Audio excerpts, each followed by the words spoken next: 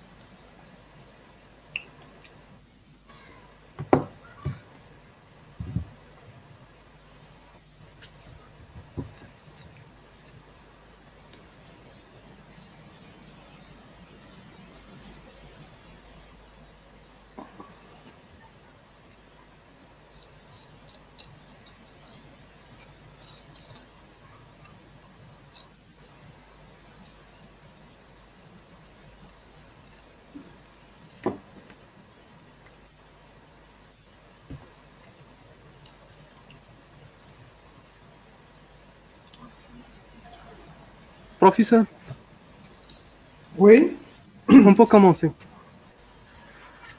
oui. On On commence? peut commencer. Oui, oui. On commence. D'accord. Salam alaikum, bonjour à tous. Donc, on va faire aujourd'hui le grossissement mitral. Donc, on va pas faire le rappel anatomique. On a déjà fait le cours de l'insuffisance mitrale. Donc, on va commencer directement par une définition et des généralités. Donc, on parle d'un rétrécissement mitral. C'est quand il y a un obstacle à l'ouverture de la valve mitrale. Donc, comme vous le savez, la valve mitrale, elle s'ouvre en diastole. Donc, l'ouverture maximale elle est de l'ordre de 4 à 6 cm. Donc, quand cette ouverture est limitée, est inférieure à 4, on parle d'un rétrécissement mitral. Généralement, on ne parle de RM que quand il est inférieur à 2. Entre 2 et 4, on parle d'une séance qui est lâche. Mais il n'est généralement symptomatique que lorsqu'il est serré. Et il est serré quand la surface est inférieure à 1,5 cm². Il devient serré si la surface est inférieure à 1. Donc le RM, obstacle au remplissage du ventricule gauche, donc c'est un obstacle qui est diastolique, avec une diminution serré quand il est inférieur à 1,5 cm². Donc l'épidémiologie, il se voit beaucoup plus chez les sujets jeunes, notamment les femmes. Hein. En épidémiologie, le RM touche 75 à 80% les femmes. Donc 75 à 80% des cas se voient chez la femme. Chez les sujets âgés, c'est des lésions beaucoup plus complexes. On va voir d'ailleurs l'étiologie. Dans les étiologies, la presque étiologie, la quasi-totalité des cas de RM, c'est le rhumatisme articulaire aigu. Le RAA est pratiquement l'étiologie, l'unique étiologie des cas de RM. Donc le RAA, c'est une infection post-streptococcique. Donc c'est des sujets qui font des infections à répétition, streptocoque bêta, hémolytique. Et les lésions sur les valves se voient plusieurs années après. Donc il y a une phase aiguë inflammatoire du RAA, puis il va y avoir une cicatrisation sur le mode de fibrose qui va atteindre essentiellement les valves. Et la valve mitrale n'est plus touchée que la valve aortique. Et ça se voit plusieurs années, plusieurs décennies. En moyenne, c'est 10 à 20 ans après l'épisode du RAA. Ce qui explique qu'on la voit chez des sujets jeunes. Puisque le RAA, on le voit chez des enfants généralement d'âge scolaire, entre 4 et 19 ans. Et donc, le RM, on le voit habituellement entre 20 jusqu'à 40 ans. Le RM, on le voit généralement le début entre 20 jusqu'à 40 ans. Donc, c'est un décalage de 10 à 20 ans par rapport au rhumatisme articulaire aigu. Alors, le RM du sujet âgé est généralement le RM dégénératif. Là, c'est une étiologie qui est très, très rare, mais c'est la principale étiologie dans les pays occidentaux. Dans les pays occidentaux où il n'y a pas de RAA, l'étiologie pratiquement de la quasi-totalité des RM, c'est l'étiologie dégénérative. Sachez que l'étiologie dégénérative, ce n'est pas comme le cas du RAO ou dans le rétrécissement aortique, où l'étiologie dégénérative, c'est l'étiologie principale. Donc, avec l'âge, il y a des calcifications qui se déposent sur les vaisseaux et sur les valves, mais avec une prédilection plus élevée pour la valve aortique. Et comme la valve aortique est plus rétrécie par rapport à la valve mitrale, c'est plus facile d'obstruer par une calcification une valve aortique qu'une valve mitrale. Ce qui explique le caractère peu serré du RM dégénératif. Donc, RM dégénératif, c'est des calcifications, comme dans le RAO dégénératif. Il se voit chez des sujets âgés, c'est l'étiologie principale des RM dans les pays occidentaux, mais il s'agit essentiellement d'un RM peu serré. Et puis, vous avez quelques cas de RM congénital. Donc, ce qu'il faut retenir dans ça, c'est que chez nous, le RM, c'est des sujets jeunes, essentiellement des femmes, et c'est presque dans tous les cas rhumatismal. En anapathe, la lésion typique du rétrécissement mitral, c'est la symphyse, vous voyez sur l'image, la symphyse ou la soudure des commissures.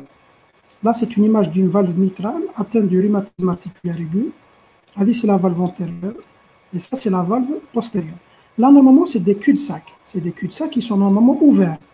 À ce niveau-là, c'est la commissure antérieure et c'est la commissure postérieure. Donc, quand il y a un rhumatisme articulaire aigu, il va y avoir une inflammation de toute la valve. Ensuite, il va y avoir une fibrose, donc une cicatrice fibreuse, donc une rétraction. Ensuite, il va y avoir des calcifications. Et ça commence à blessure. Donc, il va y avoir une fermeture des commissures. C'est ce qu'on appelle la symphyse commissurale ou bien la soudure commissurale. La lésion caractéristique du rétrécissement mitral. Donc, on aura une fermeture des commissures avec fibrose, calcification et rétraction. Également, au niveau de l'appareil sous-valvulaire, au niveau des cordages et des piliers, il y aura les mêmes lésions.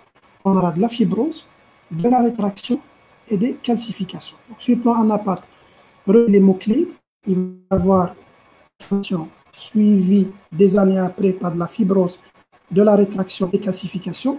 Ça touche essentiellement les symphyses, ça touche essentiellement les commissures entraînant une symphyse commissurale. C'est la lésion, on va dire, caractéristique. Et ces lésions-là touchent également l'appareil sous-valvulaire. Donc la physiopathe, on a, comme pour l'insuffisance mitrale, on aura des conséquences. Alors les conséquences en aval, quand on a un obstacle au niveau de la valve mitrale, normalement il y a une diminution progressive du remplissage. Pendant longtemps, le VG est strictement normal et son éjection n'est pas touchée. Pourquoi? Parce que la fraction d'éjection n'est pas 100%. Ça veut dire que le VG n'éjecte pas son volume de remplissage. Donc, malgré qu'il y ait une diminution un petit peu du volume de remplissage, parce qu'il y a un obstacle, mais le VG conserve un volume éjecté plus ou moins normal. Donc, on aura un VG strictement normal, et c'est un VG non dilaté, voire même petit. Dans le RM, le VG est strictement normal, il n'est pas dilaté, il garde une bonne fonction pendant très très longtemps. Contrairement à l'insuffisance mitrale. Alors, les conséquences en amont, donc en amont sur l'oreillette gauche et la circulation pulmonaire, là, les conséquences sont exactement les mêmes que pour l'insuffisance mitrale. On revient sur le schéma. Il y a un obstacle à ce niveau-là. Donc, le sang il va stagner au niveau de l'oreillette gauche. La première cavité qui est touchée, c'est l'oreillette gauche. On aura donc une dilatation de l'oreillette gauche. Cette dilatation de l'oreillette gauche expose à des complications, des troubles du rythme, notamment la CFA, et les thromboses, parce que le sang il stagne. De thrombose, et donc on aura la formation de thrombus à ce niveau-là. Possible formation de thrombus, et le risque, c'est les embolies vers la circulation systémique, l'AVC et l'ischémie aiguë des membres. Ça, c'est les conséquences sur l'oreillette gauche. Ensuite, si l'hyperpression est très élevée au niveau de l'oreillette gauche, on aura toujours des répercussions en amont. Une hyperpression au niveau des veines, ensuite une hyperpression au niveau des capillaires pulmonaires. Donc on aura une mauvaise oxygénation puisqu'il y a une hypervascularisation. Le sang il est en excès au niveau de la circulation pulmonaire par rapport à l'oxygène en quantité normale. Donc on aura une hypooxygénation et une hypoxie. Cette hypoxie explique les signes d'insuffisance cardiaque, la dyspnée et l'asténie. Ensuite, si l'hypervascularisation est très importante, donc la pression hydrostatique est très élevée à ce niveau-là, il va y avoir une extravasation du liquide vers le système interstitiel, ensuite vers les alvéoles, avec un œdème alvéolaire. Et lorsqu'il y a un œdème alvéolaire, c'est l'insuffisance cardiaque aiguë, c'est les décompensations aiguës. Donc, quand il y a une hypervascularisation ou bien une hyperpression au niveau des capillaires, au stade chronique, c'est l'insuffisance cardiaque chronique. En compensation, c'est l'insuffisance cardiaque aiguë sous forme d'opioïdes.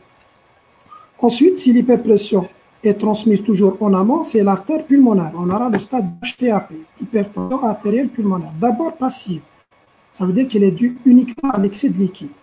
Passive dit post-capillaire. L'origine il est post-capillaire. Donc HTAP passive post-capillaire due à l'excès de liquide complètement réversible si on fait l'obstacle. Sinon, si ça évolue, l'artère, il va y avoir une vasoconstriction. Donc ce liquide en excès va altérer la paroi, il y aura une vasoconstriction au niveau de la paroi. Cette vasoconstriction augmente les résistances à l'éjection du ventricule et ça finit par dysfonctionner le ventricule droit. Quand il y a une augmentation des résistances, le liquide n'arrive pas à ce niveau-là. Le liquide n'arrive pas, mais les pressions sont toujours élevées parce qu'il y a une vasoconstriction. C'est ce qu'on appelle la active, elle n'est pas passive. Ce n'est pas le liquide qui est en excès, mais c'est la vasoconstriction qui est à ce niveau-là. Quand il y a une vasoconstriction, donc les résistances sont élevées, l'HTAP active. Et quand il y a une vasoconstriction à ce niveau-là, il y a un effet bénéfique quand même. L'effet bénéfique, c'est qu'une hyper importante par vasoconstriction au niveau de l'artère pulmonaire va refouler le liquide, le sang, vers les veines et vers l'oreille gauche. Donc on aura une diminution de l'hyperpression au niveau des capillaires, parce que la pression est très très élevée là. Donc on aura un refoulement vers les veines et vers l'oreille gauche, et donc on aura une diminution des crises d'OAP et de l'insuffisance cardiaque. Mais cette HTAP active est très délétère pour le ventricule droit parce qu'elle va finir par dysfonctionner le ventricule droit. D'ailleurs, au stade d'HTAP active, pour toute insuffisance cardiaque, au stade d'HTAP active, c'est généralement un stade qui est irréversible, même si on traite l'étiologie. Donc cette HTAP active est généralement irréversible. Ça va finir par dysfonctionner le ventricule droit. Donc, aussi clinique, on a l'histoire naturelle de la sténose mitrale. Donc, voilà la phase aiguë du rhumatisme articulaire aigu. Généralement, ça dure quelques mois, voire quelques années, jusqu'à 2 années. Et vous voyez le décalage de 10 à pour l'apparition des symptômes, ce qui explique que les cas apparaissent chez des adultes jeunes, puisque le RAA à la phase aiguë, on le voit chez des enfants. Comme je l'ai dit, c'est des enfants d'âge scolaire, généralement entre 4-5 ans, 18-19 ans. Et donc, il y aura un décalage de 10 à 20 ans pour l'apparition des signes d'une sténose mitrale sévère. Donc, ce qui fait que l'apparition des signes et l'apparition d'une sténose mitrale serrée se voit vers 30 à 40 ans. Bon, quels sont les symptômes? D'abord, c'est les symptômes d'une hypervascularisation au niveau de la circulation pulmonaire. Donc, il y a une mauvaise oxygénation. Cette mauvaise oxygénation va entraîner la dyspnée et l'asténie. Donc la dyspnée, c'est une dyspnée d'effort qui va s'aggraver pour arriver à la dyspnée de repos avec orthopnée. Quand il y a une dyspnée de repos avec orthopnée, ça, c'est un œdème aigu du poumon. Donc là, c'est une décompensation aiguë.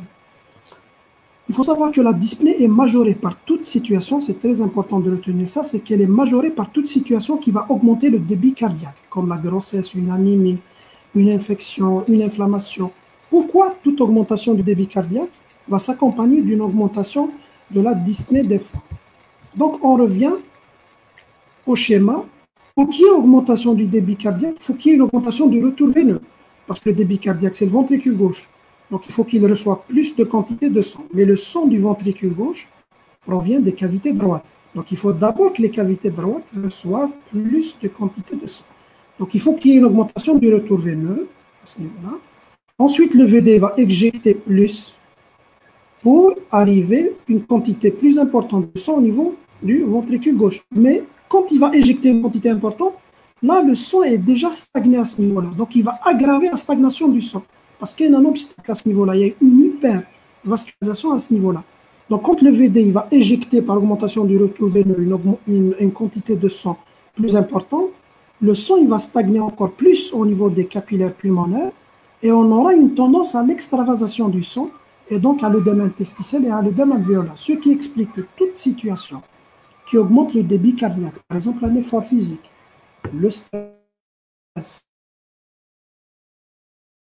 la grossesse. La grossesse, c'est la première pathologie cardiaque qui peut décompenser donc une femme enceinte.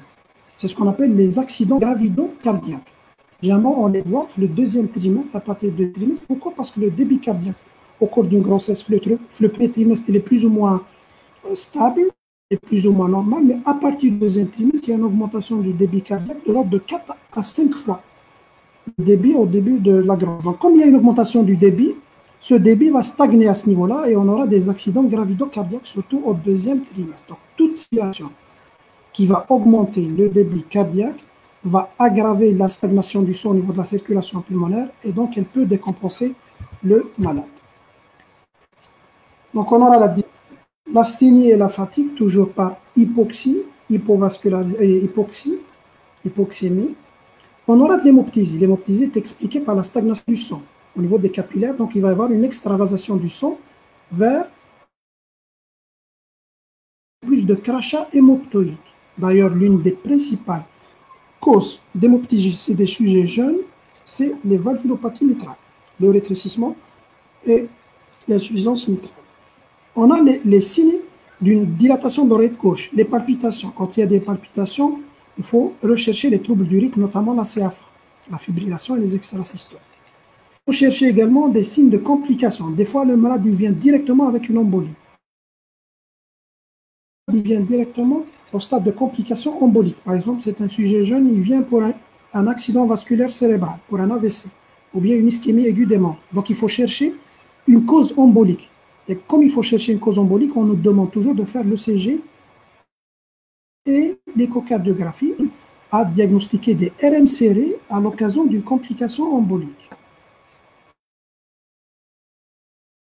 Dysphonie, donc atteinte du langage, donc atteinte de la voix, une dysphonie par paralysie du nerf récurrent gauche, ce qu'on appelle le syndrome d'Ortner. Ça, c'est un syndrome qui est exceptionnel, il est très rare. Quand l'oreillette gauche est ectasique, quand l'OG est très dilaté, sur le quand l'oreillette gauche est très dilatée, ce qu'on appelle une OG ectasique, très dilatée, vous savez que l'oreillette gauche, elle peut arriver au contact de la branche souche. Vous avez la trachée, la branche souche droite et la branche souche gauche. Le nerf récurrent gauche, qui va innerver les cordes vocales, qui est nerf récurrent droit et nerf récurrent gauche. En gauche, à la différence du nerf récurrent droit, il descend jusqu'au niveau de la branche souche gauche et puis il va faire marche arrière vers le haut. Donc, il descend pour faire une boucle sous la branche souche gauche. Quand l'OG est très dilatée, elle va comprimer le nerf récurrent gauche contre la branche. C'est ce qu'on appelle le syndrome d'Ortner. Le syndrome d'Ortner, donc, c'est une dysphonie par paralysie du nerf récurrent gauche qui est comprimée par une oreillette gauche très dilatée ectasique. Et puis, vous avez les bronchites et les surinfections bronchiques et bronchopulmonaires. Donc, le sang, il stagne, ce qui fait que quand le sang il stagne, tout va stagner. Les bactéries, les virus, tout ce qui peut se retrouver au niveau du sang peut stagner à ce niveau-là. Et c'est un facteur d'infection. Donc, on a des surinfections bronchiques et bronchopulmonaires. Des fois, d'ailleurs même, on arrive à diagnostiquer les valvulopathies mitrales parce que c'est un patient jeune qui fait beaucoup de bronchites et beaucoup de bronchopneumopathie. Et enfin, le liquide en excès peut également, on va dire, sortir vers la plèvre et va donner des épanchements pleuraux transsudatifs. C'est un transsudat. Ce n'est pas un exsudat, c'est pas un exsudat inflammatoire, mais c'est un transsudat. C'est le liquide qui va sortir vers la plèvre. Ça, c'est à peu près les signes. Vous avez les signes physiques. D'abord, l'inspection. L'inspection, habituellement, elle est strictement normale. On ne trouve aucun signe. Parfois, on va trouver ce qu'on appelle le faciès mitral. Donc, faciès mitral, il est rare. Il se voit dans les cas de RM très évolué avec une hypoxémie importante. Quand il y a une hypervascularisation importante au niveau de la circulation pulmonaire, donc c'est des RM très anciens, vieillis, cette hypoxémie va entraîner la cyanose. Donc, par définition, la cyanose apparaît quand il y a plus de 5 grammes par décilitre d'hémoglobine qui est désoxygénée. Quand il y a plus de 5 grammes par décilitre d'hémoglobine désoxygénée, apparaît la cyanose, coloration bleue. Et donc la réaction de l'organisme à la cyanose, c'est quoi? C'est la polyglobulie, il va augmenter la synthèse des globules rouges. on aura de l'érythrose. Donc, c'est un mélange d'érythrose et de cyanose qui est visible surtout au niveau des visages. Donc, voilà le faciès mitral. Mélange d'une couleur rouge avec une couleur bleue au niveau des pommettes et lèvres. Les pommettes et lèvres, ça c'est le faciès mitral. C'est surtout dans le RM très ancien et vieilli, quand il y a une hypoxémie importante qui va entraîner une cyanose, avec une polyglobulie réactionnelle à la cyanose qui va entraîner la couleur rouge. Donc, mélange de rougeur et de la couleur bleue, beaucoup plus visible au niveau du visage. À la palpation, si on a un souffle intense, le souffle, il devient palpable. Donc, le souffle palpable, c'est 4/6. Au moins 4/6, la classification de l'intensité des souffles. Le souffle du rétrécissement, c'est l'un des premiers souffles qui a été décrit dans la physiologie cardiaque. Et le premier qui a fait donc la description, quand il a palpé un patient qui avait un souffle très intense au niveau du foyer, donc c'est un souffle qui est frémissant, il a eu la sensation exactement comme si on posait la main sur le chat qui va ronronner. Donc on va palper en quelque sorte des vibrations. Donc un chat qui ronronne, on va palper des vibrations. C'est pour ça qu'il a appelé frémissement. Donc, frémissement cathère en diastole au niveau du foyer mitral, l'apex, apparaît quand le souffle est très intense. À droite, si le VD est très dilaté dans les cas avancés, en stade d'HTAP. Insuffisance auriculaire droite avec un VD dilaté. Donc on va palper le VD sous forme d'un signe de cathère et le signe de Hauser. L'auscultation, vous avez la triade de Durosi. Voilà la triade de Durosi. Donc, vous avez le B1, fermeture des valves mitrales et tricuspides. Ensuite, vous avez la systole entre B1 et B2. B2, c'est la fermeture des valves aortiques et pulmonaires. Donc ça, c'est la systole. La systole est libre. Donc, la systole, c'est l'éjection. La systole est libre. Ensuite, commence la diastole. Donc, commence la diastole. Par quoi elle va commencer la diastole? Par la relaxation isovolumétrique. Là aussi, puis il va y avoir une rupture de la valve mitrale. La valve mitrale, quand elle s'ouvre, comme vous avez une valve qui est rigide, elle est fibreuse, quand on va l'ouvrir, elle va donner un claquement. C'est ce qu'on appelle le claquement d'ouverture. Normalement, l'ouverture d'une valve n'est pas audible. Mais quand une valve elle est fibreuse, elle est calcifiée, elle est rigide, elle est épaisse. Quand on l'ouvre, elle va donner un bruit qu'on appelle le claquement d'ouverture de la mitrale. Ensuite, après l'ouverture, commence le remplissage. Remplissage rapide, remplissage lent et remplissage actif. Donc, le remplissage s'effectue à travers un orifice qui est rétréci. Ça va donner le souffle. Le souffle, c'est ce qu'on appelle le roulement mitral. C'est un souffle de basse fréquence. C'est un son qui est grave. Ce n'est pas un son qui est aigu. Un son grave appelé roulement. Donc, vous avez le roulement mitral après le claquement d'ouverture. Et le roulement, il dépend du remplissage. Vous avez le remplissage rapide. Donc, il y a un premier renforcement en protodiastole. Le remplissage lent. Donc, le souffle, il diminue d'intensité. Ensuite, il va y avoir le remplissage actif. Donc, le souffle, il va se renforcer en télédiastole. Donc, deux renforcements, protodiastolique et télédiastolique. Ensuite, la valve va se fermer. Et comme elle va se fermer, elle va donner également une augmentation d'intensité de fermeture. C'est ce qu'on appelle l'éclat de B1. Donc, quand elle s'ouvre, elle va donner un bruit. Quand elle se ferme, le bruit physiologique augmente d'intensité. Donc, claquement d'ouverture B1.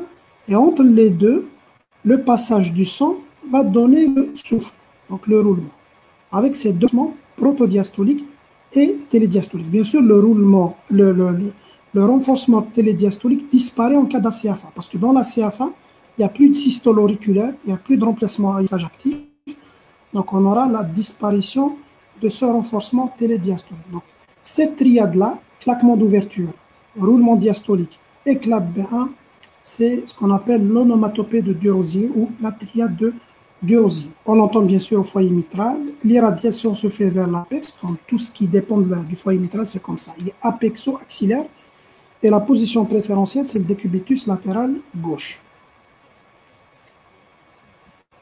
Donc, un signe de gravité particulier, c'est l'éclat de B2 au foyer pulmonaire, qui signe une HTAP. il faut chercher également les signes d'une autre valvulopathie, notamment l'insuffisance mitrale, donc ce qui définit la maladie mitrale. Il faut savoir que le RM c'est vraiment rare de constater un RM isolé. Le RM, généralement, est toujours, presque, dans la grande majorité des cas, associé à une insuffisance mitrale. C'est ce qu'on appelle la maladie mitrale. Et d'ailleurs, l'association de RM avec insuffisance mitrale est très évocatrice de l'étiologie rhumatismale de cette valvulopathie. Donc, il faut chercher l'association à une IM par le biais surtout de l'existence d'un autre souffle qui est, dans ce cas-là, systolique. Pour ce qui est des examens complémentaires, donc on fait le CG, le téléthorax et l'écho, donc les trois principaux examens complémentaires qu'on fait à l'ECG. Qu'est-ce qu'on fait? La première cavité qui va se dilater, c'est l'oreillette gauche, donc hypertrophie auriculaire gauche. Bien sûr, il ne faut pas confondre, quand on dit hypertrophie, le CG, il ne faut pas imaginer que c'est la paroi qui va augmenter d'épaisseur. Non. Le CG, on parle d'hypertrophie auriculaire ou la hypertrophie ventriculaire, c'est quand il y a une augmentation de la masse. Donc, augmentation du masse d'une cavité, que ce soit par dilatation de la cavité, c'est la cavité qui s'est dilatée, ou bien par augmentation de l'épaisseur de la paroi. Dans les deux cas, la masse totale de la cavité a augmenté. Donc, on parle d'une hypertrophie. Par exemple, si on prend l'HVG, HVG dans l'insuffisance mitrale, il y a une HVG. Et pourtant, la paroi est normale, parce qu'il y a une dilatation de la cavité du ventricule gauche. Il y a également une HVG dans le rétrécissement aortique, parce que dans le rétrécissement aortique, il y a une augmentation de l'épaisseur de la paroi, alors que la cavité est normale. Donc, quand on parle d'une hypertrophie à l'ECG, ça veut dire que la masse de la cavité est augmentée, que ce soit par augmentation de l'épaisseur de la paroi ou par dilatation de la cavité, le résultat est le même. C'est l'augmentation de la masse totale. Et donc, à l'ECG, on parle d'une hypertrophie. Et au téléthorax, on parle d'une dilatation. Donc, hypertrophie auriculaire gauche par dilatation, hypertrophie par dilatation d'oreille gauche. Et puis, on a l'HVD, hypertrophie ventriculaire droite, parce que dans le stade l'HTAP active, il va y avoir une dilatation du ventricule droit. Et donc, on aura l'HVD qui est tardif. Et puis, il faut chercher les troubles du rythme. Voilà ce qu'il faut chercher essentiellement. L'HAG, le principal signe, les troubles du rythme auriculaire, et l'HVD, c'est un signe qui est tardif. Donc, rapidement, je vais vous exposer donc c'est quoi l'HAG, c'est quoi l'HVD. Normalement, vous avez un TD sur les surcharges cavitaires. Normalement, vous allez bien détailler donc, les deux anomalies. Donc, l'hypertrophie auriculaire gauche, vous savez que quand il y a une onde P, il y a une onde P, qui a la durée ou qui a l'amplitude. Donc, le nœud sinusal, il est au niveau du plancher, donc de l'oreillette gauche. Il est haut. Donc, de l'oreillette gauche. Donc, l'action de l'oreillette gauche se fait du haut vers le bas. C'est un vecteur vertical, du haut vers le bas. L'activation de l'oreillette gauche. L'activation de l'oreillette droite se fait de la gauche vers la droite. Donc, c'est un vecteur horizontal. Donc, l'oreillette droite s'active selon un vecteur horizontal. L'oreillette gauche s'active selon un vecteur qui est vertical. Si on prend l'oreillette gauche, le vertical, c'est quoi? C'est l'amplitude. L'horizontal, c'est quoi? C'est la durée. D'accord? Parce que c'est clair. Donc, l'hypertrophie auriculaire gauche, l'oreillette gauche, elle est là. Donc, l'hypertrophie auriculaire gauche, c'est l'augmentation de la durée. L'hypertrophie auriculaire droite, c'est l'augmentation de l'amplitude. Donc, l'oreillette gauche, elle est là. L'oreillette droite, elle est là. L'oreillette gauche est activée de la droite vers la gauche. C'est un vecteur horizontal. Donc, c'est la durée. L'oreillette droite est activée du haut vers le bas. C'est un vecteur vertical. C'est l'amplitude. Donc, toute hypertrophie auriculaire gauche est diagnostiquée par augmentation de la durée qui dépasse 0,12. Toute hypertrophie auriculaire droite est activée et diagnostiquée par augmentation de l'amplitude qui dépasse 2,5 mm. Donc, les deux critères principaux d'une HAG ou bien d'une HAD. Donc, l'HAG, c'est l'augmentation de la durée. P mitrale supérieure à 0,12. La limite, c'est 0,12. Et elle devient bifide. Comment elle va devenir? Elle devient bifide comme ça. Une allongée, bifide, surtout avec une négativité traînante en V1. En V1, l'onde P, elle peut être diphasique, qui a une petite positivité et une négativité. La positivité, c'est l'activation de l'oreillette droite. La négativité, c'est l'activation de l'oreillette gauche. Donc, on va dire qu'en V2, il y a avec prédominance de négativité, parce que c'est une hypertrophie auriculaire gauche. Et en D2, une onde P allongée, aspect bifide, avec un aspect bifide. Critère principal, c'est l'augmentation de la durée supérieure à 0,12. Les autres critères secondaires, aspect bifide avec une durée supérieure à 0,12. Et en V1, négativité prédominante sur la positivité, avec toujours une durée supérieure à 12. Voilà l'exemple d'une ACFA. Donc, il faut chercher les troubles du rythme. Donc, ACFA, ça se diagnostique par disparition de l'onde P, et on va un ECG normal avec des ondes P, QRS et l'onde T. Là, il y a une disparition de l'onde P. On ne voit pas d'onde P, c'est une trémulation de la ligne de base avec un rythme irrégulier. Donc, ça, c'est les deux critères d'une ACFA. Disparition de l'onde P, qui est remplacée par trémulation de la ligne de base, avec un rythme qui est irrégulier. Donc, O, c'est l'arythmie complète par fibrillation auriculaire, donc la CFA. Il faut chercher la chargée, il faut chercher les troubles du rythme, notamment la CFA. Il faut chercher également l'HVD tardivement, quand le VD est dilaté. L'air d'une HVD, là aussi, normalement, vous allez les détailler, parce que ça, c'est un cours à lui seul, hein, les hypertrophies ou les surcharges cavitaires. Donc, à l'état normal, il y a une petite onde R et grande onde S. Il y a une négativité qui prédomine à droite, en V1, V2. Normalement, le rapport R sur S est inférieur à 1. Quand la positivité augmente, rapport R sur S qui devient supérieur à 1, R en plan V1, V2, ça veut dire que le ventricule droit, parce que le ventricule droit est exploré par les dérivations droites, V1, V2. Donc, quand le ventricule droit est dilaté, donc il y a une HVD, on aura une augmentation de la positivité. Donc, l'onde R augmente d'amplitude et on aura un rapport R sur S qui est supérieur à 1 en V1, V2. Ça, c'est l'un des critères essentiels d'HVD. Genre, par exemple, l'aspect HADA normalement, je chauffe le V5, V6, grande onde R, petite onde S. Là, on le voit en V1, V2, parce que là, c'est le ventricule droit qui est... Et on aura un deuxième critère également important, c'est la déviation axiale droite, donc au-delà de 90. Normalement, l'axe, il ne dépasse jamais 90 degrés. Quand il dépasse 80, 680, ça devient un axe droit. Et l'axe droit est très évocateur d'une hypertrophie ventriculaire droite. Donc, pour téléthorax, on a la silhouette mitrale. Donc, qu'est-ce qu'on voit? On a dilatation de l'oreillette gauche, c'est le signe essentiel. Tardive du VD, ça c'est tardivement. Et on aura là le retentissement pulmonaire sous forme d'hypervascularisation. Ça, c'est toujours le petit rappel, je pense qu'on a fait. Bord droit, bord gauche. Donc, voilà comment on voit la dilatation de l'oreillette gauche. Donc, l'oreillette gauche, elle est au centre de l'ombre cardiaque. On ne la voit pas. Quand l'oreillette gauche est dilatée, elle va empiéter, elle va déborder sur l'arc moyen gauche et l'arc inférieur droit. Elle va donner le sur l'arc moyen gauche. L'arc moyen gauche, il devient convexe, ou là en double bosse. Et elle va donner un débord de l'arc inférieur droit avec un double contour. Donc, double contour de l'arc inférieur droit et double bosse de l'arc moyen gauche. Ou bien au moins un aspect convexe de l'arc moyen gauche. C'est la dilatation de l'oreillette gauche qu'on voit sur le téléthorax de face. La dilatation du ventricule droit, tardivement, on la voit sous forme d'un allongement de l'arc inférieur gauche avec une pointe sus-diaphragmatique, ce qu'on appelle le cœur en sabot, comme ça. C'est un cœur en sabot avec une pointe sus-diaphragmatique. Quand la pointe est sous-diaphragmatique, elle est plongeante, c'est en faveur d'une dilatation du ventricule gauche. Voilà l'exemple d'une silhouette mitrale qu'on appelle la silhouette angulaire.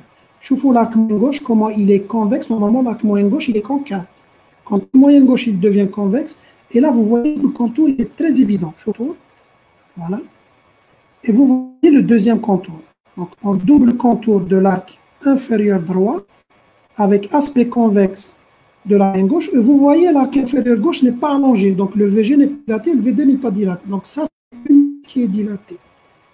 Donc là, c'est ce qu'on appelle la silhouette mitrale triangulaire par dilatation de l'oreillette gauche R1. Et là, on voit très bien l'hypervascularisation. Je trouve qu'il y a une vascularisation un peu accentuée, mais pas très accentuée. Ceci est expliqué par le fait que ce malade est bien traité. La circulation pulmonaire, en quelque sorte, elle n'est pas très surchargée. C'est un malade qui est bien traité, donc il n'y a pas de vascularisation importante au niveau des poumons. Mais quand il y a une hypervascularisation, une hyperpression au niveau de la circulation pulmonaire, comme Choufou l'a développé, donc à gauche et à droite.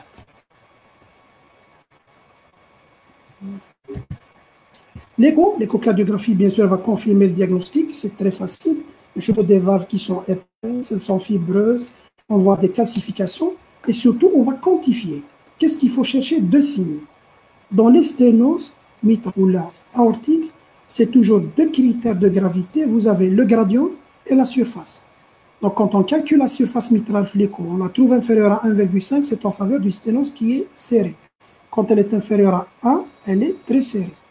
Et quand le gradient est supérieur à 10, ça veut dire que quand la différence de pression, bien l'oreillette gauche, où la pression est élevée, et le ventricule gauche, où la pression est normale, quand constamment la différence de pression en diastole qui est supérieur à 10, ça se calcule cardiographie. Là, c'est également un critère en faveur d'un RM serré. Les deux critères d'un RM serré. On va chercher également les répercussions, l'hormonal, est-ce qu'elles sont élevées? Et on va chercher d'autres valvulopathies, notamment une insuffisance mitrale associée. Je vous ai dit que l'association IM-RM est très fréquente, donc ce qu'on appelle la maladie mitrale. L'écho transœsophagien, donc il arrive des fois qu'on va demander par voie transœsophagienne comme une fibroscopie digestive. Donc le TO, l'avantage, c'est un examen un peu plus invasif. Donc c'est plus difficile de supporter le TO par rapport, bien sûr, à l'écho transthoracique où c'est très facile, c'est un examen complètement non invasif. Donc le TO, l'avantage, c'est quoi? C'est qu'on aura une meilleure visualisation, donc on aura une meilleure qualité d'image. Donc les critères morphologiques pour savoir est-ce que la valve est très fibreuse, très rétractée, TO par rapport à l'ETT. Et de l'appareil sous-valvulaire, c'est ils vont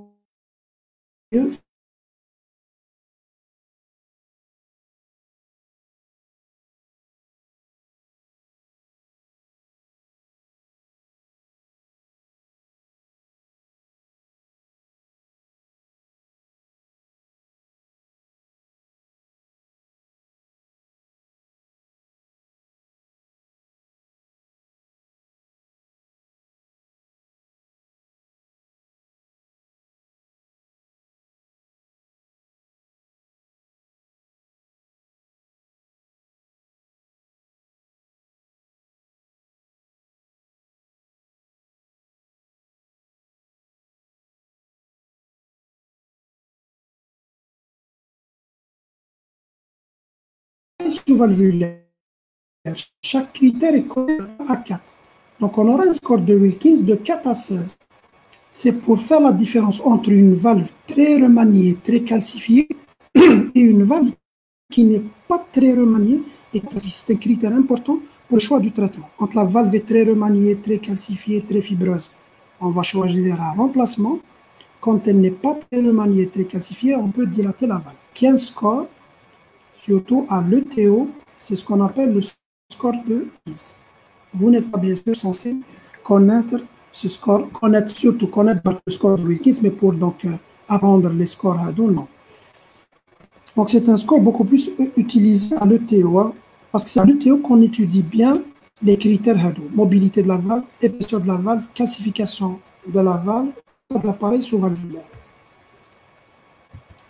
Monsieur, s'il vous plaît. Oui. Est-ce que vous pourriez juste refaire la partie concernant l'échocardiographie? Ça a bugué. D'accord. Merci beaucoup. D'accord. Donc l'écho a confirmé le diagnostic. Donc l'écho, c'est l'examen qui va confirmer. Parce qu'on va avoir une valve qui est épaisse, fibreuse, calcifiée, etc. Donc la confirmation, c'est l'écho. Ce n'est pas la clinique, ce n'est pas l'examen clinique, ce n'est pas les signes. L'échocardiographie qui va confirmer le diagnostic et va nous dire est-ce que cette sténose est serrée ou non. Il y a deux critères quand il y a une sténose aortique ou la mitrale, qui est la surface et le gradient. Le gradient, c'est la différence de pression entre la valve et la main. Quand il y a une différence de pression entre l'oreillette gauche, où la pression est élevée, et le ventricule gauche, quand cette différence de pression est sur 10, qu'on appelle le gradient moyen transmitral, supérieur à 10, c'est en faveur d'un. Et quand on calcule la surface mitrale, elle est supérieure à 1,5, elle est inférieure à 1,5, c'est en faveur d'une sténose qui est serrée. Donc surface inférieure à 1,5, ou gradient supérieur à 10, c'est les deux critères d'un RM serré. Quand la surface est inférieure à 1, et le RM est dit très serré. Donc, on met les deux critères d'une sténosérie, gradient et surface. On va également calculer la pression pulmonaire donc, pour apprécier le retentissement. On va apprécier également la dilatation de l'oreille gauche et on va chercher les autres valvulopathies, notamment la fuite mitrale. C'est très fréquent une fuite mitrale associée à la sténose mitrale, dans le cadre bien sûr d'une maladie mitrale. Et puis on va demander le TO, l'écho transœsophagienne. Alors le TO, l'avantage ou les indications, c'est quoi? Le TO, elle va donner de meilleures qualités d'image parce qu'on est dans l'œsophage, on est très proche des cavités cardiaques, donc la qualité de l'image est meilleure par rapport à l'ETT.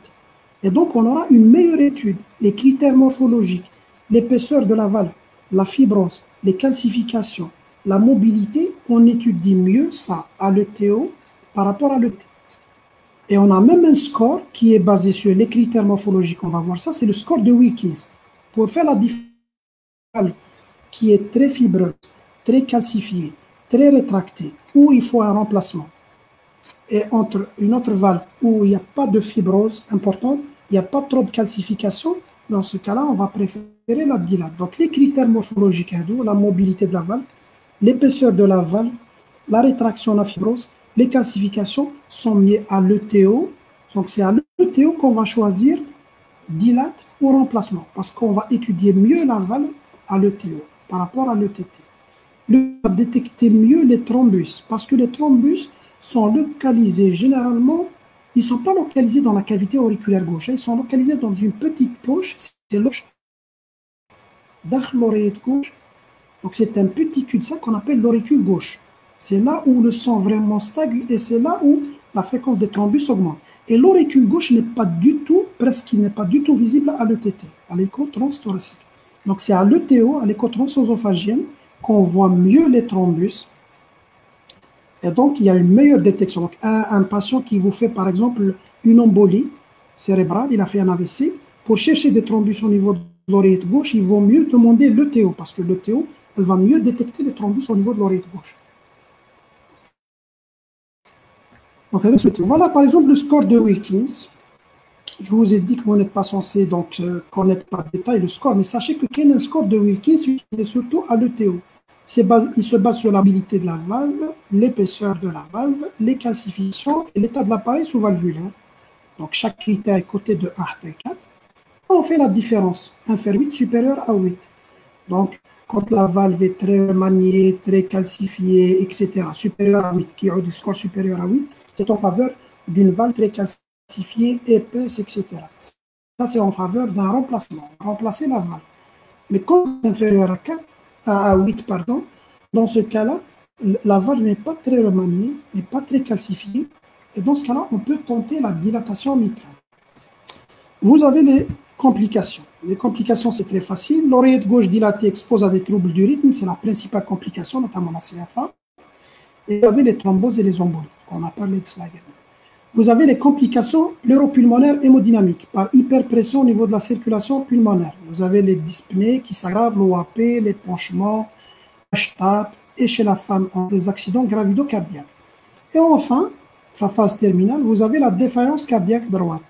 Quand survient l'insuffisance cardiaque droite, à la phase terminale, généralement, il ne fait plus d'insuffisance cardiaque gauche. Il ne fait droite et c'est vraiment la phase terminale. Ça veut dire que dans ce cas-là, il est au stade d'HTAP active pré-capillaire. Donc, les complications du rétrécissement mitral. Le traitement, on a le traitement médical et on a le traitement curatif, la dilate et la chirurgie. Le traitement médical, donc le malade il fait une insuffisance cardiaque, il faut donner un régime hyposodé avec diurétique, voire même dérivé nitré. Là, on va détailler ça le cours d'insuffisance cardiaque. Donc, un malade qui fait une poussée d'insuffisance cardiaque, donc il y a une surcharge en eau, il faut dégager ça par l'augmentation de la diurèse, par les diurétiques. Donc, il faut donner une diurétique. Et il faut diminuer la précharge, il faut diminuer le retour veineux. Par quoi? Par les dérivés nitrés. C'est des vasodilatateurs veineux, donc ils diminuent le retour veineux. Donc, diurétique pour augmenter la diurèse et les dérivés nitrés pour diminuer le retour veineux. C'est ça, les patients qui font des poussées d'insuffisance cardiaque, avec bien sûr régime donc hyposodé. Quand le malade fait un ACAF, il faut ralentir. Généralement, on ne ralentit pas les digitaliques, la digoxine ou les bêta-bloquants. Et obligatoirement, on anticoagule. Si le malade il fait de la CFA au cours d'un RM, il faut anticoaguler. Impérativement, il faut anticoaguler indépendamment des options qu'il fait de la CFA dans le RM. Dans tous les cas, il faut l'anticoaguler. Il faut également anticoaguler si le malade n'est pas en CFA, il est toujours en rythme sinusal, mais l'OG est très très dilaté, il est très ectasique.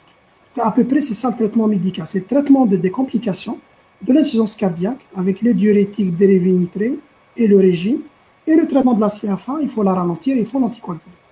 Et puis, vous avez le traitement curatif. Donc, on a la possibilité, soit on dilate la valve, soit on va la remplacer. Donc, on dilate, c'est un traitement percutané. On introduit donc à travers la veine. À travers la veine fémorale, on monte jusqu'au niveau de l'oreille droite, on fait un cathétérisme transseptal, on va perforer le septum, puis on va positionner le ballon, donc d'inoué, on appelle le ballon d'inoué au niveau de la valve mitrale. Le but, c'est quoi? C'est d'ouvrir les commissures. D'ailleurs, ce traitement est appelé commissurotomie mitrale percutanée, CMP, commissurotomie mutanée. Ça veut dire qu'on essaie de gonfler le ballon et d'ouvrir les commissures, parce que la lésion principale, c'est la symphyse commissurale. Donc ça, c'est la dilatation au ballon. Quand est-ce qu'on va utiliser ça? Premièrement, la valve pas très remaniée, très calcifiée. Deuxièmement, il ne faut pas qu'il y ait une fuite mitrale associée. Parce que s'il y a une IM associée, vous savez qu'en gonflant le ballon, on va toujours créer une fuite. On va toujours déchirer un petit peu. Donc, on va créer une fuite. Donc, s'il y a déjà une fuite mitrale qui existe associée, on va aggraver la fuite. Donc, une IM associée contre-indique dilatation mitrale. Une autre contre-indication, quand il y a un thrombus, l'oreille gauche, en dilatant, si tu dilates ou tu jettes le ballon, le thrombus, il va directement, parce qu'on a dilaté, le thrombus, il va directement partir au niveau du VG et il va emboliser. Donc, on aura des complications. Deuxième, c'est l'existence de thrombus au niveau de l'oreille gauche. Et troisième contre-indication, c'est quand il y a une autre valvulopathie où il est traité par voie chirurgicale. Donc, quand est-ce qu'on dilate? C'est dans le RM, pur, isolé, avec les valves souples, pas très remaniées, pas très sans thrombus, et sans autre valvulopathie où il faut traiter par voie chirurgicale. Si on a une IM associée, c'est une contre-indication. Si on a un thrombus, c'est une contre-indication. Si on a des valves très remaniées, très calcifiées, il ne faut pas dilater associée importante. Et si on a une autre valvulopathie associée où il faut traiter par voie chirurgicale, dans ce cas-là, bien sûr, on va traiter tout par voie chirurgicale. Parce que ça, c'est une zone temporaire. Quand on dilate, il y a toujours le risque de resténose par la suite. Quand on va dilater, on va gagner la surface. Par exemple, un malade, quand on dilate, il était à 1 mètre, on va passer jusqu'à 2 ou 1,8 cm. Et puis, plusieurs années après, des fois même quelques années, des fois même 1 ou 2 années après, le risque de resténose. Parce que ça, ce n'est pas une solution définitive. C'est une solution qui est temporaire. On va donc faire ça. La valve est assez souple, elle n'est pas rigide, elle n'est pas calcifiée pour éviter en sorte l'intervention chirurgicale. Donc, il y a toujours le risque de resténose, mais le risque de resténose est variable selon les patients. Il y a par exemple des patients qui ont été dilatés, 20 ans après, ils n'ont pas resténosé. Donc, il y a des patients qui ont été dilatés, 6 mois à 1 année après, ils ont resténosé. Vous avez la dilatation mitrale au ballon et vous avez bien sûr le remplacement par valve mécanique ou bien par valve biologique. Ça, c'est le traitement définitif. On enlève la valve et on met donc une valve mécanique, une valve biologique. Donc, quelles sont les indications? Premièrement, il faut que ce soit un RM serré, symptomatique. Donc, dans toutes les valvulopathies, il faut que la valvulopathie serrée sévère. On n'intervient jamais sur une valvulopathie qui n'est pas sévère. Il faut qu'elle soit serrée, sévère. Il faut qu'elle soit également symptomatique, avec symptômes, ou là sans symptômes, mais à risque de devenir symptomatique, avec des risques qui sont très sévères. Donc, les critères pour toutes les valvulopathies. Donc, valvulopathie sévère, 1, obligatoire. Deuxièmement, il faut que cette valvulopathie sévère soit symptomatique ou asymptomatique, avec risque important de devenir symptomatique, d'autres critères, ou bien conséquences sévères sur les cavités cardiaques. Donc, quand le RM est symptomatique, le premier cas de figure, on a le choix entre dilate et remplacement. Ça, c'est très simple. Quand il y a un RM serré, il est pur, ça veut dire sans fuite associée. peu ou pas de calcification. L'appareil n'est pas très calcifié. Il n'y a pas de fuite mitrale associée. Sans thrombus au niveau de l'oreille gauche, là on va dilater. C'est ce qu'on appelle la commissurotonie mitrale percutanée. Dans les autres cas, si c'est un RM associé à une fuite, si c'est un RM avec calcification au remaniement très important de la valve, si c'est un RM associé à des thrombus, dans ce cas-là, c'est le remplacement valve mitrale. Si on a un RM serré asymptomatique, donc il est asymptomatique, mais à risque de décompensation, soit des décompensations hémodynamiques, ça veut dire à quel moment il peut faire de l'insuffisance cardiaque, ou bien un risque thromboembolique. À n'importe quel moment, il peut faire une embolie. Dans ce cas-là, c'est l'indication de la dilate. Ça veut dire qu'on peut dilater un RM serré, asymptomatique, il n'y a aucun symptôme, mais quand c'est un RM, il est à risque d'avoir à court terme des symptômes d'insuffisance cardiaque ou là, à risque de faire à n'importe quel moment une embolie. Quelles sont ces situations? Le risque hémodynamique, il est défini par l'un des trois critères, désir de grossesse. Une femme jeune, RM serré, asymptomatique, donc elle a un désir de grossesse. Avant la grossesse, parce qu'on sait que la grossesse, de décompensation, les accidents gravido-cardiaques. Dans ce cas-là, il faut faire une CMP avant. Facteur important de décompensation hémodynamique. Deuxième, c'est quand il y a une HTAP importante. Les pressions pulmonaires sont très élevées. HTAP, bien sûr, passive. Dans ce cas-là, le malade, il peut faire à n'importe quel moment une décompensation hémodynamique. Et troisièmement, nécessité d'une chirurgie non cardiaque pour un patient cancéreux.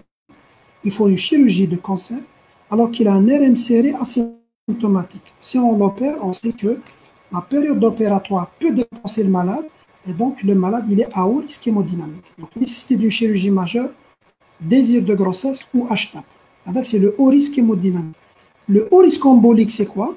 Le malade il peut risquer à n'importe quel moment une embolie. C'est quand il est en ACFA. À n'importe quel moment, il peut faire une embolie. Parce que la CFA, elle va aggraver. Il n'y a plus de systole auriculaire. Le sang, il va donc encore stagner au niveau de l'oreille gauche. Quand c'est un malade qui a fait déjà une embolie, deuxième critère, ou bien quand il a une OG très dilatée avec contraste. C'est quoi une OG? Vous voyez sur cette image, une OG très dilatée. Je fais le VG en haut, en noir, et je fais l'OG en blanc. Ça, c'est le sang qui stagne à l'intérieur de l'oreille gauche. Et comme il stagne, il va donner. C'est ce qu'on appelle le contraste spontané dense dans l'oreille gauche. Ça veut dire que c'est une oreille gauche très dilatée avec du sang qui stagne à l'intérieur de cette oreille. Donc, les trois critères emboliques, une OG dilatée avec contraste, une ACFA, malade qui est en ACFA, ou bien un malade qui a déjà fait une embolie, un haut risque embolique ou un haut risque hémodynamique, même si c'est un RM serré asymptomatique, dans ce cas-là, c'est l'indication d'une dilate, mais pas de remplacement. On a un RM serré asymptomatique, il n'y a pas d'indication de remplacement valvulaire. Donc, on va mettre les messages les plus importants. Le RM, donc, c'est un obstacle au remplissage diastolique, dit serré quand il est à 1,5, très serré quand il est inférieur à 1. Presque toujours rhumatismal, RAA, c'est presque toujours des sujets jeunes avec une prédilection pour les femmes. La dyspnée d'effort, c'est le même symptôme, elle va s'aggraver, elle va arriver à la dyspnée de repos et l'orthopnée. Vous avez sur l'auscultation la triade de Rosier, caractéristique, claquement d'ouverture, le roulement diastolique, c'est la triade de Rosier. Le CG, vous avez l'hypertrophie auriculaire, augmentation de la durée de l'onde P, plus ou moins l'âge tardivement, avec augmentation de l'amplitude de l'onde R à droite, et les troubles du rythme, notamment, il faut chercher la CFA.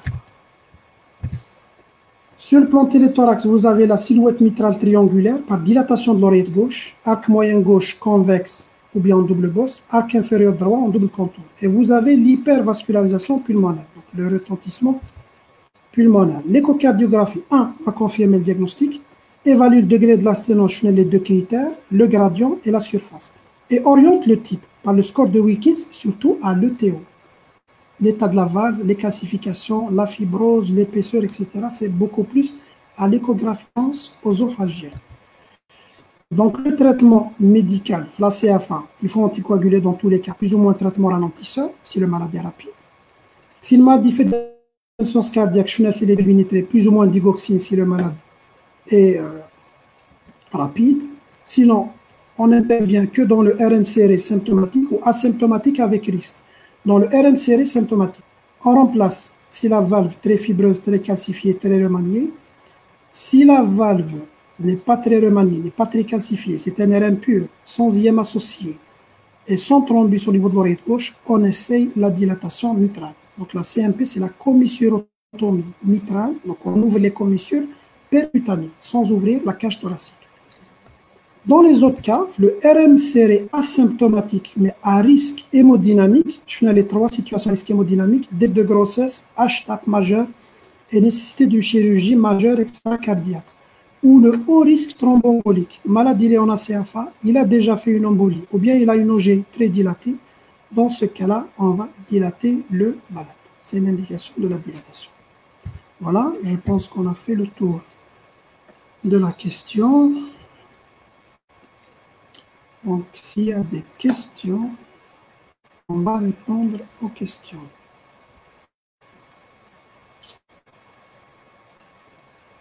Allô? J'ai pas compris pourquoi. Oh. Allô, oui, monsieur. Allô? Allô, oui, monsieur. Donc, les questions là. Ils vont commencer en bas. Ils vont commencer à poser les questions en bas. Compris pourquoi on a. J'ai pas compris. J'ai pas compris le roulement. Je trouve le roulement. Le principe du roulement, c'est quoi? Quand vous avez une valve qui s'ouvre, claquement de tube, on a d'après le remplissage. Donc, tant qu'il y a le remplissage, le sang il passe à travers l'oreillette, à travers la valve mitrale.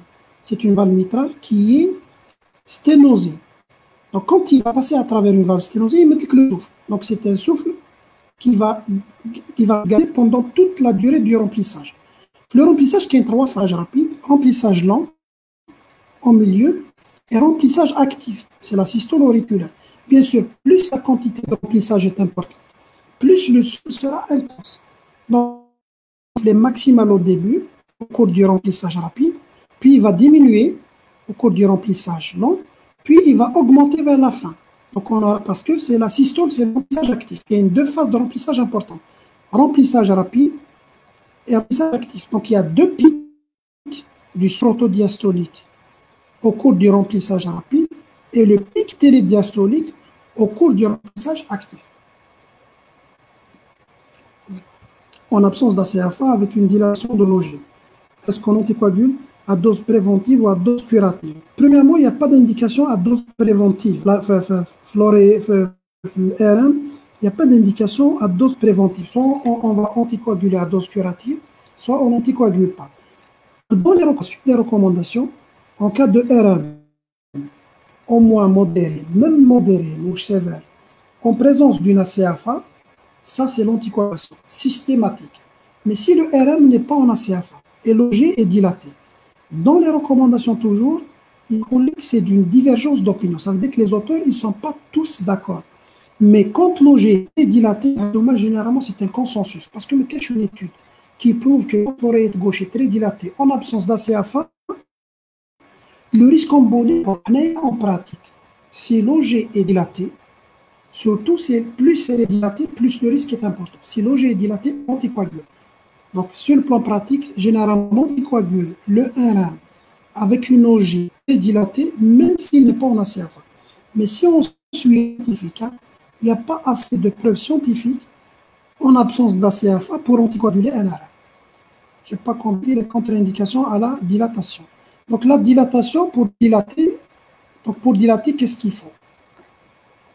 Premièrement, le risque lorsqu'on introduit le ballon, on va gonfler, on peut déchirer la valve. Donc, quand la valve est très rigide, très capiée, etc., on peut la déchirer. Donc, c'est pour ça que c'est une contre-indication. Quand la valve est très rigide, très remaniée, très calcifiée. En plus de ça, quand on gonfle le ballon, on va pratiquement dans tous les cas créer une petite fuite. Une fuite déjà associée, donc on va aggraver cette fuite. Donc, ça devient une contre-indication. Si on a un associé à une insuffisance mitrale au moins modérée, c'est une contre-indication à la diète. Parce que dans ce cas-là, on va aggraver la fuite. Troisième contre-indication, quand il y a des thrombus sur l'oreillette gauche, quand on va gonfler le ballon, on retire le ballon. S'il y a des thrombus au niveau de l'oreillette gauche, ces thrombus-là vont passer au niveau du ventricule gauche et vont donner des embolies. Donc la troisième contre-indication, c'est l'existence de thrombus au niveau de l'oreillette gauche. Pas contre-indication. La quatrième, c'est l'existence d'une autre valvulopathie qu'il faut opérer. Imaginez que le RM est associé à une maladie aortique sévère, il faut remplacer la valve. Dans ce cas-là, bien sûr, on va ouvrir la cage, on va remplacer la valve. Dans ce cas-là, on va vraiment profiter pour remplacer la valve mitrale parce que c'est une solution qui est temporaire, ce n'est pas une solution définitive. Donc, si on ouvre déjà la cage thoracique pour traiter une autre valvulopathie, dans ce cas-là, il faut traiter par remplacement la valve mitrale. Les contre-indications, nécessité de notre chirurgie, valve, dans ce cas-là, un remplacement, pas une dilate. Deuxièmement, une fuite mitrale associée, on peut l'aggraver.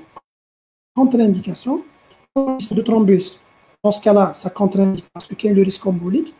Et enfin, l'existence du ventre très remanié, très calcifié. Donc, les principales contre-indications.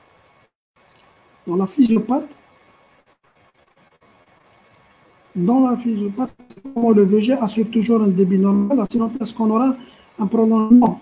Parce que le ventricule gauche, quel que soit, vous savez que la fraction d'éjection, la FE, ce qu'on appelle le volume éjecté, quand le volume, c'est les diastoliques qui arrivent au niveau du ventricule gauche. Le ventricule gauche ne va pas éjecter la totalité de son volume. Il va éjecter une petite fraction, qu'on appelle la fraction d'éjection. Donc, si la quantité, parce que dans la sténose mitrale, la quantité de sang qui arrive au niveau du VG va diminuer un peu, elle ne va pas diminuer trop. Elle va diminuer trop, c'est dans le RM très ancien. Si elle va diminuer un peu, le ventricule gauche, il a de quoi compenser. Il va augmenter la fraction éjectée. Donc, c'est pour ça que le débit est maintenu. Donc, malgré que le qui arrive au niveau du ventricule gauche, c'est une quantité qui va diminuer un peu, mais le ventricule gauche, il va lutter contre ça en augmentant la fraction éjectée. Pourquoi on a seulement une hypertrophie auriculaire gauche et pas une hypertrophie ventriculaire gauche? Parce que le VG est strictement normal. Pour avoir une hypertrophie, le CG, on parle d'hypertrophie, qui est au HVG ou la HAG ou la hypertrophie, le CG, ça veut dire que la cavité a augmenté de masse. La cavité a augmenté de masse. Voilà. Une cavité qui augmente de masse, par exemple, cette cavité augmente de masse, flash VG, la cavité va augmenter de masse. Ça va augmenter de masse par quoi? La masse, soit par dilatation, soit par hypertrophie. Dans les deux cas, la masse des cellules va augmenter, la masse totale. Les cellules va augmenter. On parle d'HVG. Soit par dilatation, c'est l'HVG diastolique, par surcharge du volume, soit par hypertrophie, c'est l'HVG systolique. Mais dans le RM, le ventricule est strictement normal. C'est un ventricule non dilaté, un petit ventricule gauche. Et donc, on n'aura pas d'hypertrophie. Il n'est ni dilaté, ni hypertrophié. Si le RM n'est pas serré, on attend juste qu'il devienne serré pour le... Il n'y a pas quelque chose à faire pour l'empêcher d'évoluer vers les complications. Il n'y a absolument rien du tout. Vous savez que dans le RM, c'est une action post-rhumatismale. Et donc, l'évolution, c'est toujours des études. Par exemple, des affections, elles vont être aggravées par les calcifications. Parce que la fibrose, la rétraction, c'est bon, elle est faite. Qu'est-ce qui va aggraver donc, par la suite? Qu'est-ce qui peut s'aggraver? C'est les calcifications. Par exemple, les grossesses accélèrent le processus de calcification. Par exemple, si vous avez une femme qui a un RM modéré, elle va tomber enceinte, la grossesse par la suite peut accélérer l'aggravation de la sténose mitrale. Mais il n'y a aucun traitement préventif à donner. Il n'y a aucun. Et l'évolution est imprévisible. Qu'il y ait des sujets qui vont évoluer rapidement, qu'il y ait des sujets qui vont évoluer lentement. Par exemple, l'un des facteurs d'évolution également, c'est les récurrences d'affection des angines. À cause du RAA, c'est les angines à répétition. Si le malade continue à faire des angines à répétition, ça peut également accélérer. Onde P bifique suffisant pour dire non, il faut la durée. Pour dire qu'il y a une durée. Pour dire qu'il y a une HAD, c'est l'amplitude. Les autres, c'est des critères secondaires. Donc, critère principal d'HAD, c'est l'augmentation de la durée supérieure à 0,12.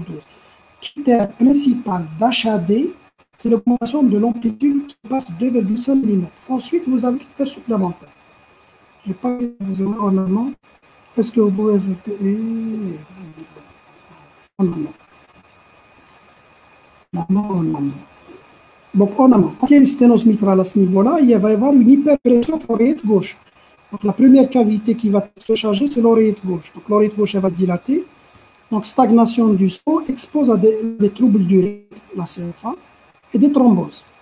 Ensuite, si la pression continue à augmenter toujours en amont, donc 100 qui augmente là, il va augmenter au niveau des veines, hyperpression veineuse. Ensuite, au niveau des capillaires, hyperpression au niveau des capillaires. Et à ce niveau-là, le sang en excès reçoit une quantité d'oxygène. Donc, ça devient une hypoxie. Quantité X d'oxygène normale pour une quantité Y importante de sang. Donc, le résultat, c'est l'hypoxygénation. Donc, l'hypoxie. Cette hypoxie, la dyspnée, l'asthénie, etc. C'est les signes d'insuffisance cardiaque. Et si toujours il y a une hypervascularisation, augmentation de la pression, le sang, il peut sortir vers l'interstitiel. œdème interstitiel, ensuite le alvéolaire, c'est l'OAP. Ça, c'est les décompensations. Toujours, si on a une évolution en amont, on aura l'HTAP au niveau de l'artère, hypertension artérielle. D'abord passive. Passive, c'est quoi? Elle est due uniquement au liquide en excès. C'est le liquide qui est en excès. Elle est dite post-capillaire. L'origine taha, il est post-capillaire. Ensuite, l'artère, elle peut lutter contre le liquide. Le capillaire m'endouche une paroi musculaire. La veine n'a pas de paroi musculaire. L'artère est dotée d'une paroi musculaire. Il peut y avoir une vasoconstriction pour diminuer la lumière. La lumière de l'artère va diminuer. Et comme il va y avoir une vasoconstriction, il va tout fouler vers les veines. Il va tout fouler, il y a une diminution des crises d'OAP. Mais le résultat, c'est quoi? La vasoconstriction va augmenter les pressions. Toute vasoconstriction va augmenter les pressions. On aura une HTAP active. Elle n'est pas passive. Ce n'est pas le liquide en excès dans ce cas-là, c'est la vasoconstriction. Elle est dite précapillaire parce que l'origine elle est avant les capillaires, c'est précapillaire. Cette HTAP active va diminuer les crises d'OAP, mais le résultat, c'est quoi? C'est un obstacle à l'éjection du ventricule droit. Donc, on finit par dysfonctionner. C'est la phase terminale. J'espère que ça a été clair. On peut avoir des signes d'hypoperfusion, bien sûr. Bien sûr, bien sûr. Est-ce qu'on peut avoir des signes d'hypoperfusion dans le RM très ancien, très vieilli, même dans les affections rhumatismales, on peut même voir une fibrose qui va commencer au niveau du ventricule gauche. Le ventricule gauche peut avoir une atteinte et on peut avoir une diminution du débit. Une diminution du débit avec hypoperfusion. Mais là, on le voit généralement dans très avancé. Pratiquement, on voit plus ça. Parce que les malades, généralement, ils sont pris en charge. On sait, moi, je suis vraiment au stade très avancé. La surcharge dans l'auricule gauche, pas dans le ventricule gauche. Je pense pas que c'est une réponse à une question. Bifide en D2 est allongé supérieur ou égal. Seulement, bifide seulement ne suffit pas. Voilà. Merci. Je pense que j'ai répondu à toutes les questions. J'espère que ça a été clair. Donc voilà, merci à vous. Merci, professeur. Allô? Merci énormément. Merci énormément. Merci à vous et bonne soirée. Merci. Bonne soirée. Merci. Merci.